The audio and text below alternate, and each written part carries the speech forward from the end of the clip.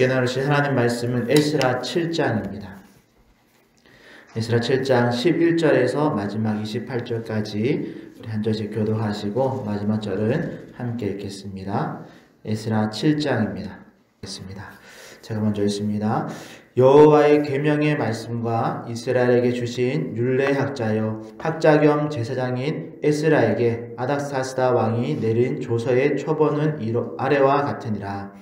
모든 왕의 왕 아닥사스다는 하늘의 하나님의 율법의 완전한 학자 겸 제사장 에스라에게 조서를 내리노니 우리나라에 있는 이스라엘 백성과 그들 제사장들과 레위 사람들 중에 예루살렘으로 올라갈 뜻이 있는 자는 누구든지 너와 함께 갈지어다.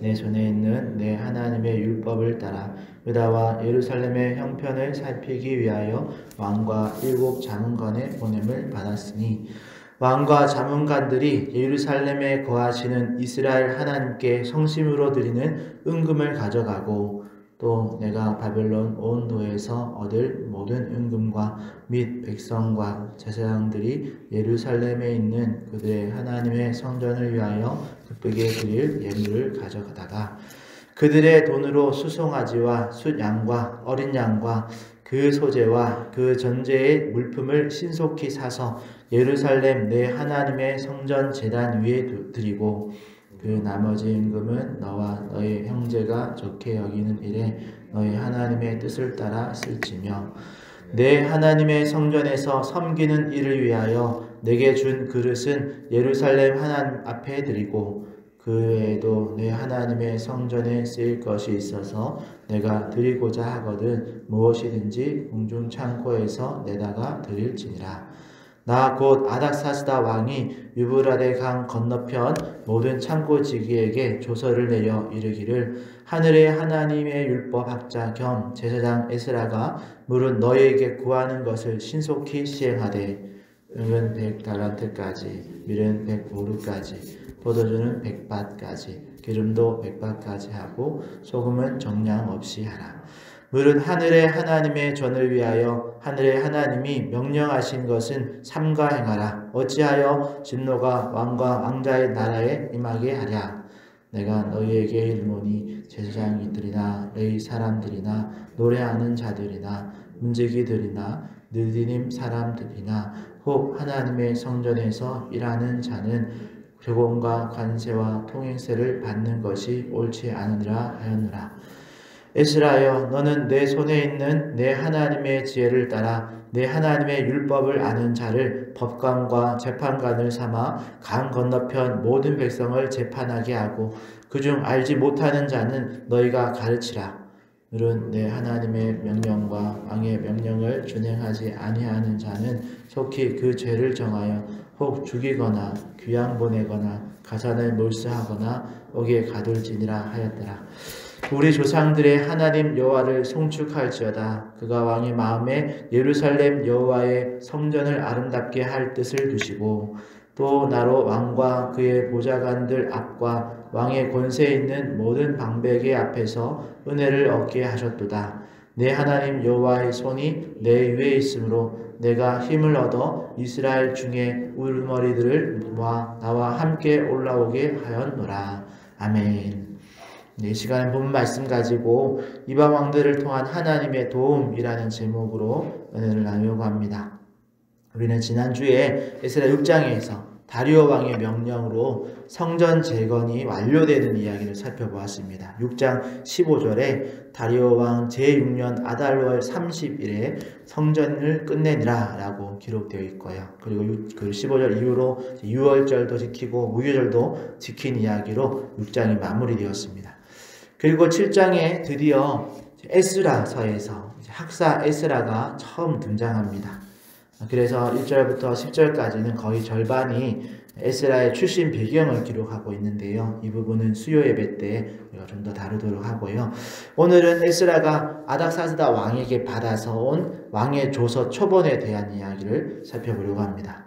참고로 오늘 새벽에 들어오시면서 있었던 우리 에스라서에 등장하는 메데 바사왕 제국의 왕들에 대한 자료들을 살펴보시면 수요일날 다시 나눠드릴 텐데 에스라서에 등장하는 왕 중에서도 여호와 하나님의 성전을 건축하라라고 조서를 내린 왕들이 있습니다. 그 왕들을 도표에서 확인할 수 있는데요.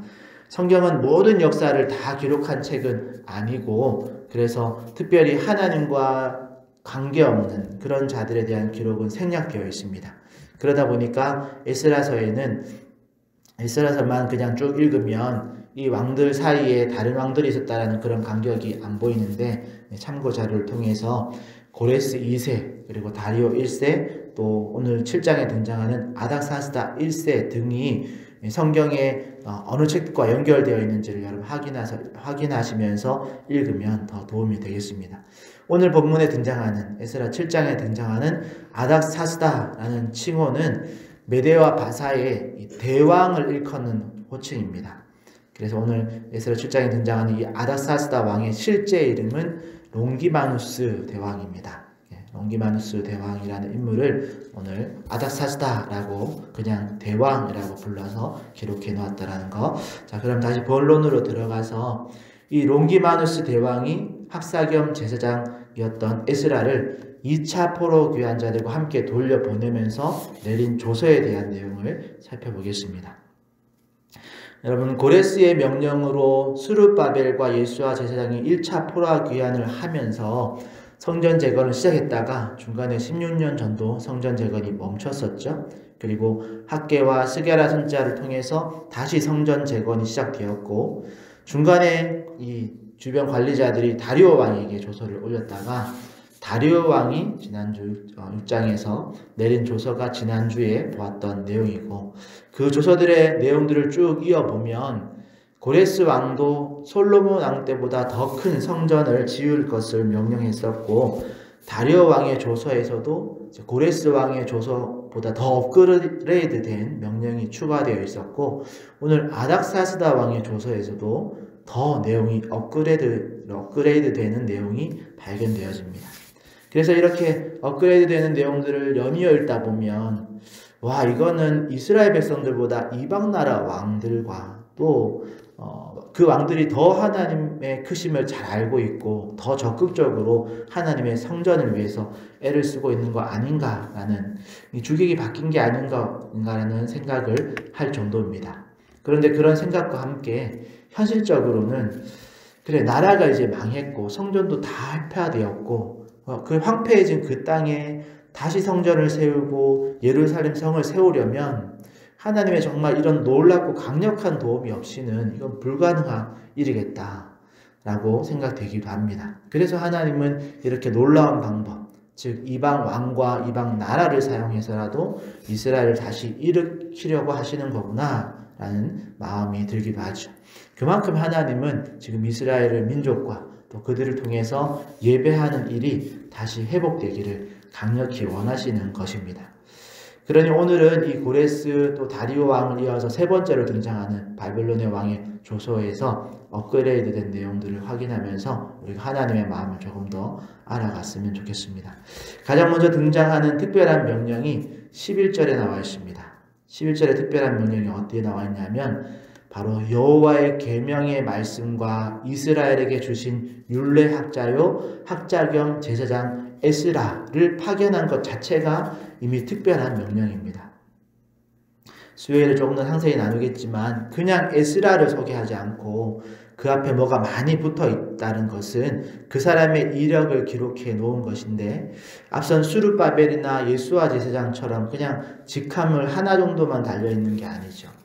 여호와의 계명의 말씀, 즉 모세오경에 정통했고 이스라엘에게 주신 율례의 학자, 즉 레위기와 신명기와 같은 율법에 정통했으며 일반적으로도 학자로 불릴 만큼 학식에도 출중하고 또 혈통적으로는 그 출신이 아론 가문의 제사장 가문 출신의 에스라라고 지금 소개하고 있는 겁니다.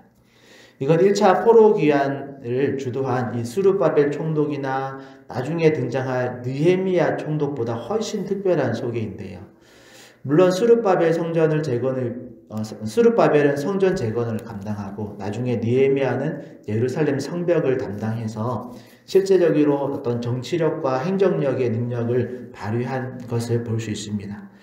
그랬다면 에스라 같은 경우에는 하나님의 말씀에 특별한 특화된 인물로 또 제사장 출신이니까 율법과 제사법에 탁월한 그런 인물로 소개되어져 있고, 이것은 이스라엘의 재건에 있어서 이런 영적인 또는 어떤 정신적인 기반을 잡는 데 그런 데 쓰임 받은 인물로 소개되어지고 있는 겁니다. 그러니 이런 인물을 지금 이 타이밍에 2차 포로들과 함께 귀환시킨다라는 것 자체가 하나님의 특별한 한 수였다라고 말할 수 있는 거죠.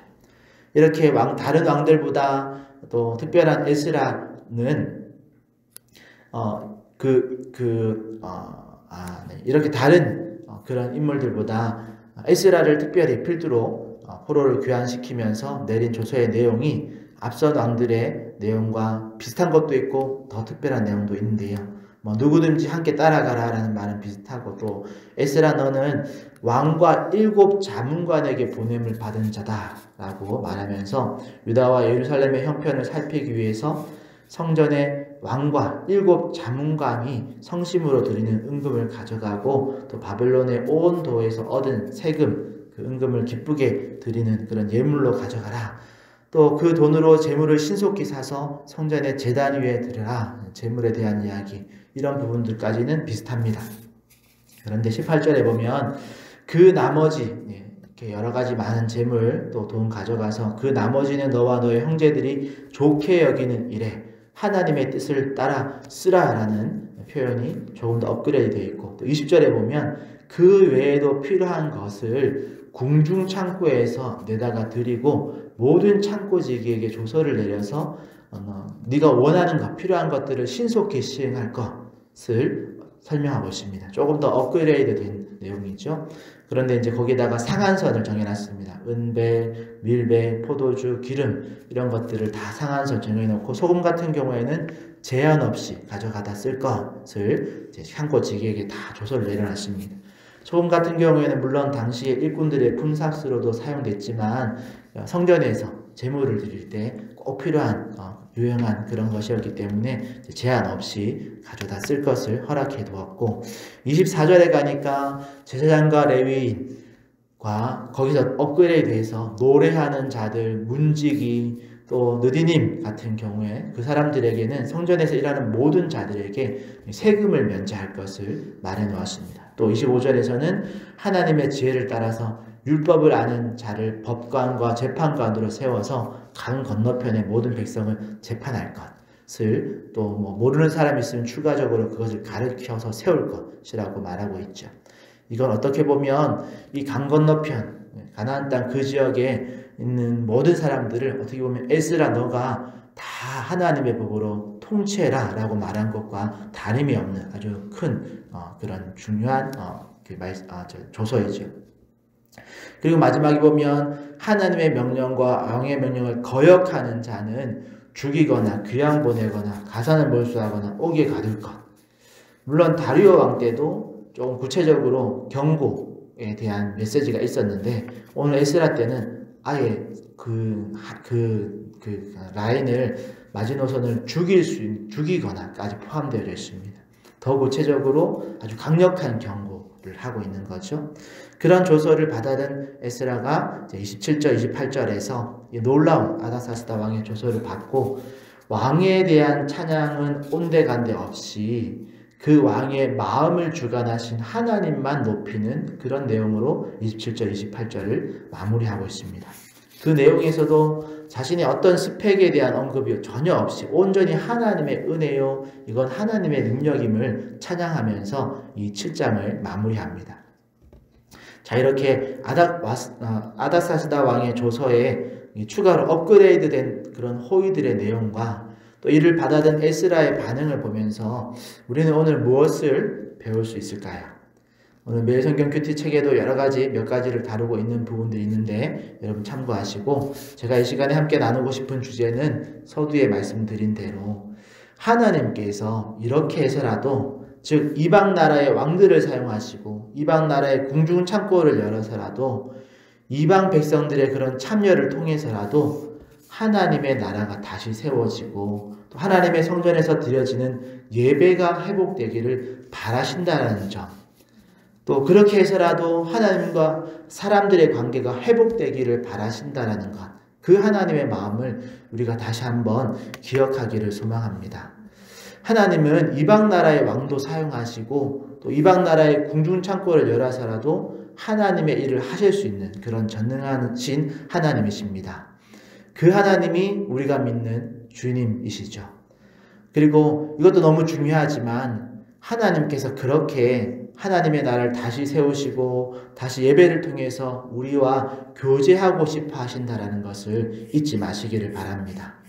그리고 에스라의 반응처럼 사실 자신의 혈통적인 출신이나 어떤 스펙이 에스라 정도 되면 또 교만해지고 자신의 능력인 양 조금 의심될 수도 있을 텐데, 에스라는 자신에게 호의를 베푸는 아닥사스다 왕의 그 조서마저도 하나님의 은혜임을 선언하면서 모든 영광을 하나님께 돌리고 있습니다.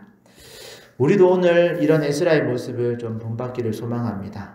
물론 세상 사람들이 우리를 도와주고 높일 때 우리도 그들의 협력과 지지에 대한 고마운 마음에 반응하고 기회가 될 때 그들의 참여에 대한 감사를 표현해야 합니다.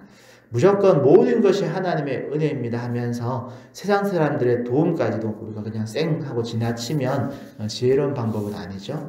그러나 우리가 하나님 앞에서 또 성도들 앞에서 하나님께 영광을 돌릴 때는 그 무엇보다도 하나님께만 영광을 돌리는, 또 영광이 돌아가도록 표현하고 행하는 것이 그만큼 중요합니다.